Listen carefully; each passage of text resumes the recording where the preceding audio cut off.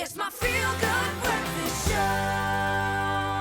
Welcome back, everybody. This is your Feel Good Breakfast Show here on S3. It's also Health Tuesday. Now, this week marks Child Protection Week, and it really is geared towards raising awareness of the rights of children, as well as their overall and their general well-being. As much as this week is really about the protection of children's rights, it is also a good opportunity to chat about children's health and also how to protect them during the pandemic, as well as during the flu season that's coming up very soon. That's right. So joining us on our panel this morning is CEO of the Tigerberg Children's Trust, Jason Falcon, and Professor Angela Dromowski, who is the head of the clinical unit for pediatrics at Tigerberg Hospital. Now, if you have any questions for the doctors, please send us that voice note. Our WhatsApp number is 063 408 8863. It is on your screens right now, and that is the number for you to use. Good morning. So great to have both of you here. Thank you very much. Oh, well, Jason, I'm going to start off with you. For people that don't know what the role of the Tigerberg's Trust is all about, can you tell us a little bit more about that?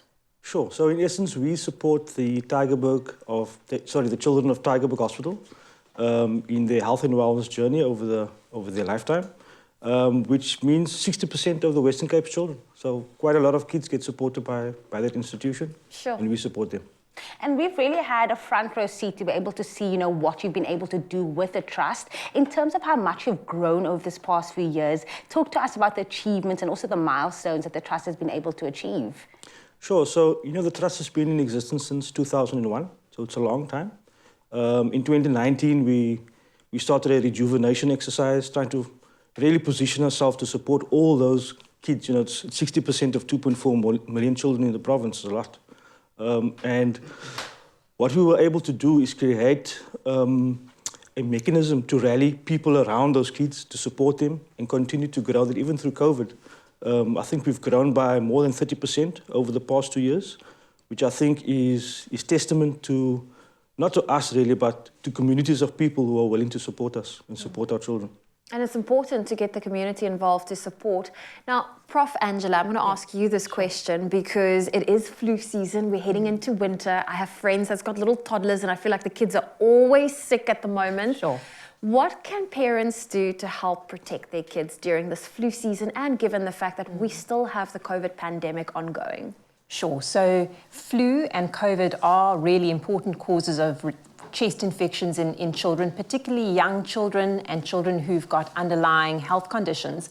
But in fact, there are many respiratory viruses, and that's why, as you say, young toddlers and infants are always snotty. And so, in fact, the most common cause of chest infection in children is another virus called RSV, respiratory syncytial virus.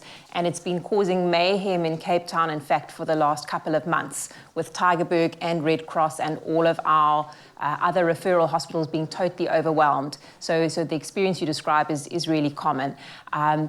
So the main things in terms of prevention would be for young babies to breastfeed, because that gives them a lot of additional protection from the mom's own antibodies, to make sure that no one's smoking around young children, to make sure they get all of their childhood immunizations. That's really important because that will prevent other bacterial forms of pneumonia.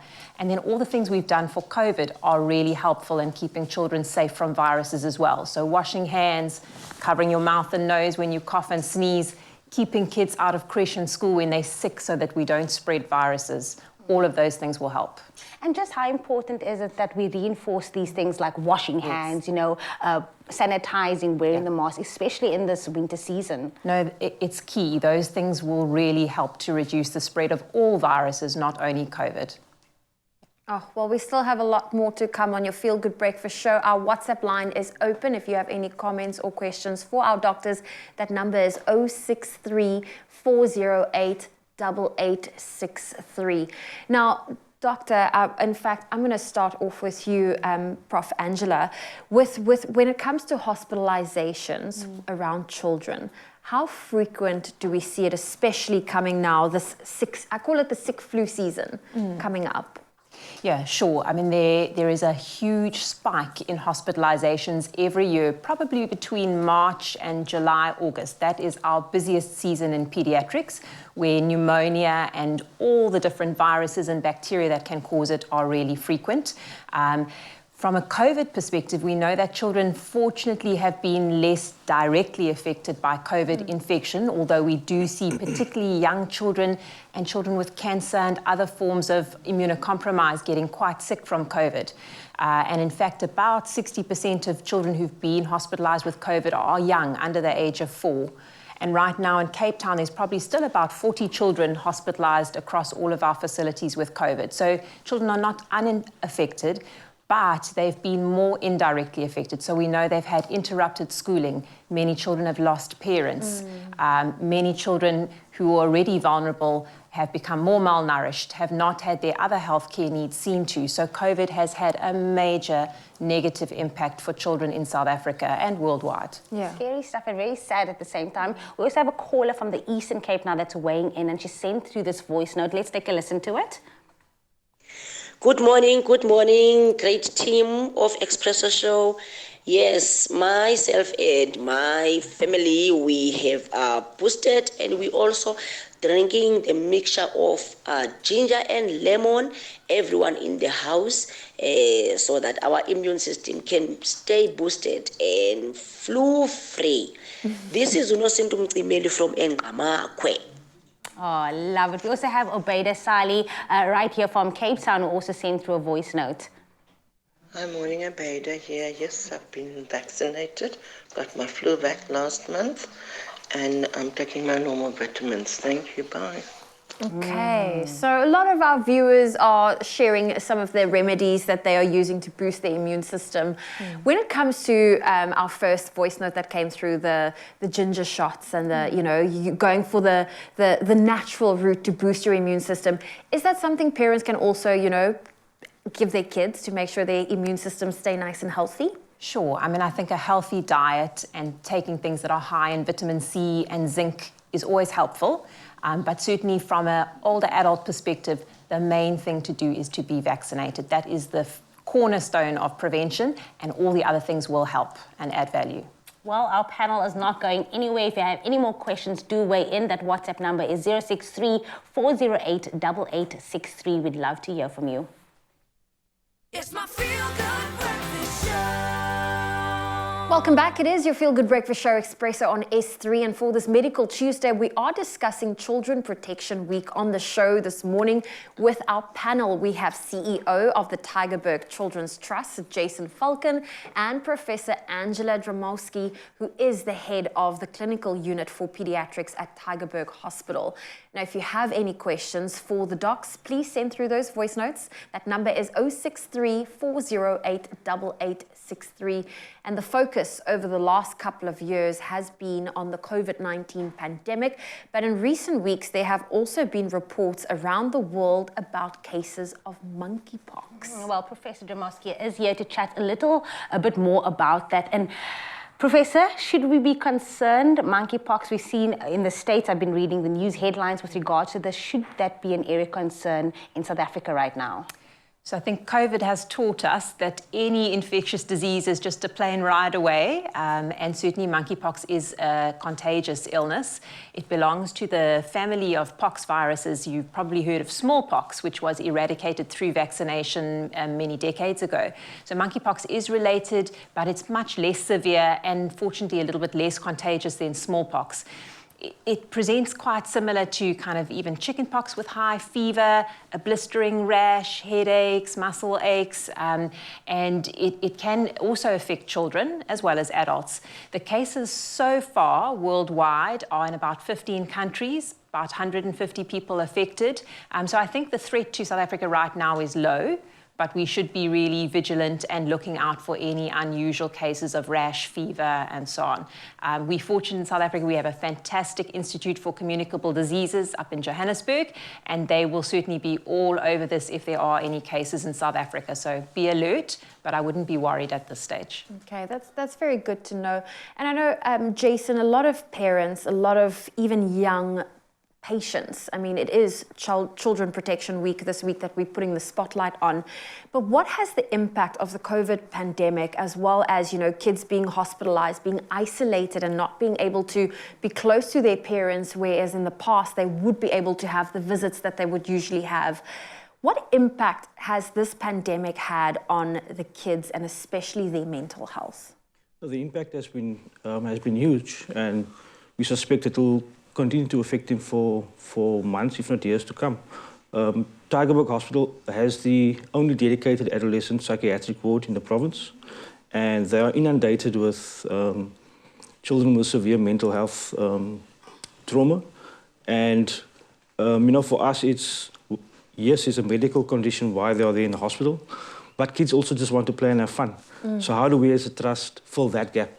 Earlier this year, we organized a breakdancing and DJing event for them, and they just lost their minds. And for 2 weeks, that's all they could talk about. Oh, so sweet. That must be so cool. Well, we have Robin from Johannesburg also weighing in on the conversation this morning. Let's take a listen. Good morning. This is Robin. I have a question about the flu.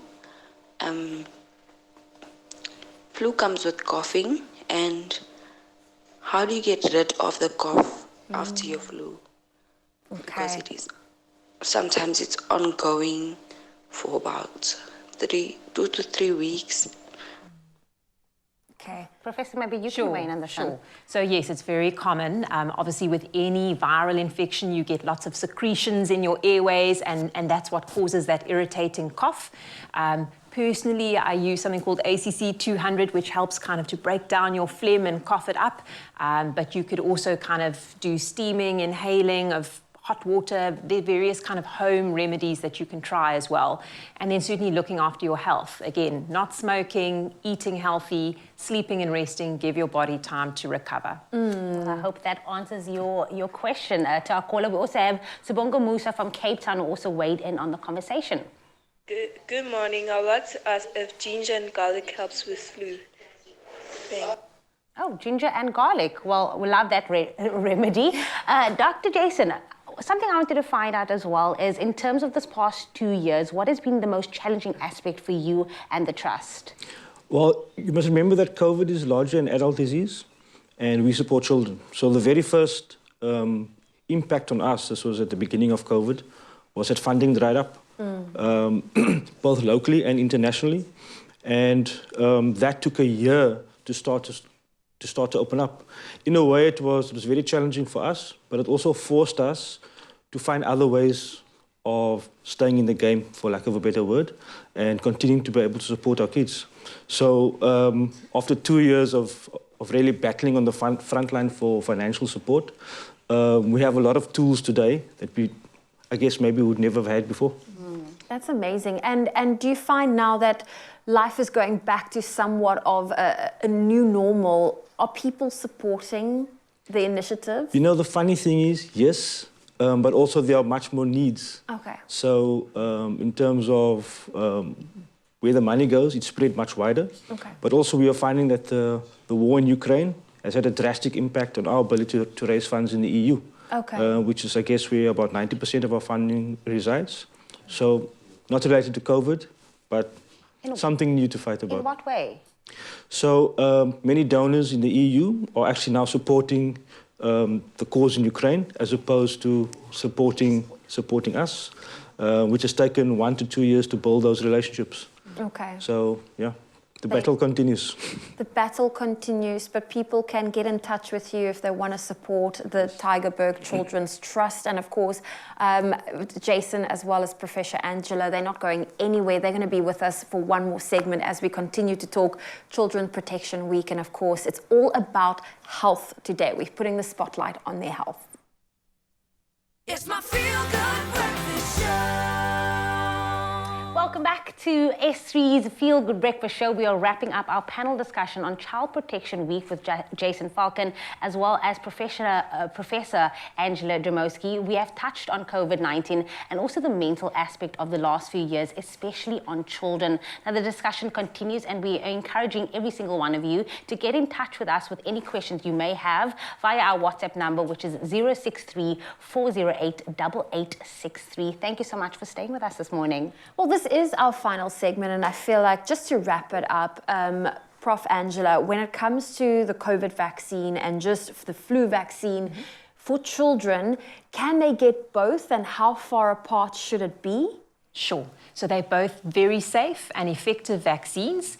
If you're going to give them together, they should be given on the same day, separate arms, otherwise at least a month apart.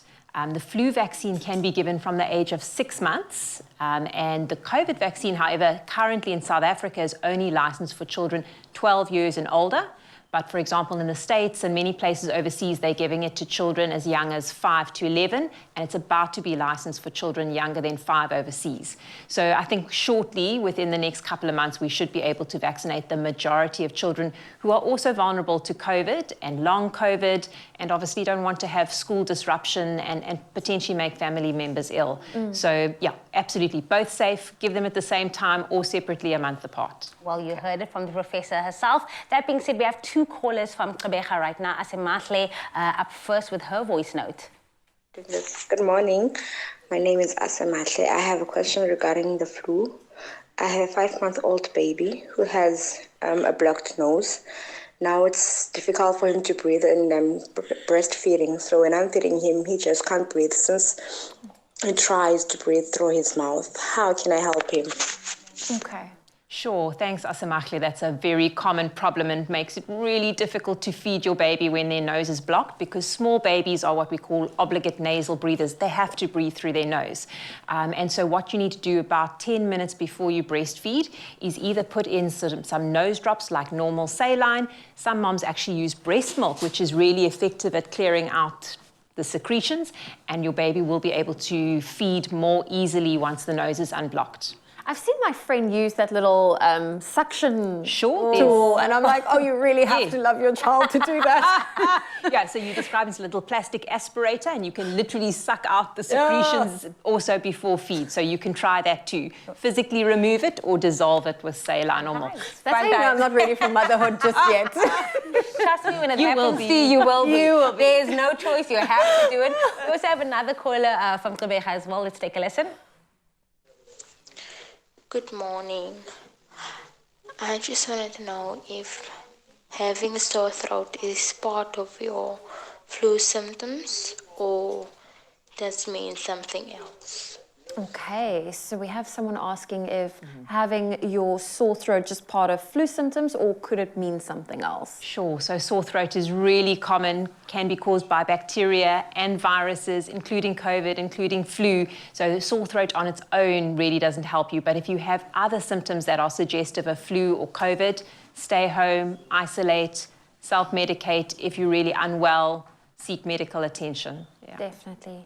Now, Jason, I know that you've just mentioned that funding has dried up. People are slowly coming back, and now there's different elements causing that funding to not flow as much as you would like it to. So how can our viewers watching now support the Tigerberg Children's Trust? How can they show support and also be part of your mission? So if you'd like to make a direct donation, if you go to our website, which is tigerbergchildren.org.za, you'll find a donate page there. We'd gladly accept any donations the public would like to send our way. But more interestingly, if you'd like to become a part of our organization, there's a volunteering platform called the Champions for Children. You can join there. We do all sorts of wonderful things, including fundraising together through events and various things like that. So go to our website and explore and become a part of our family. We definitely will do that. Also, Professor, maybe any last words for any of the parents out there as we go into winter season, maybe just to wrap up everything.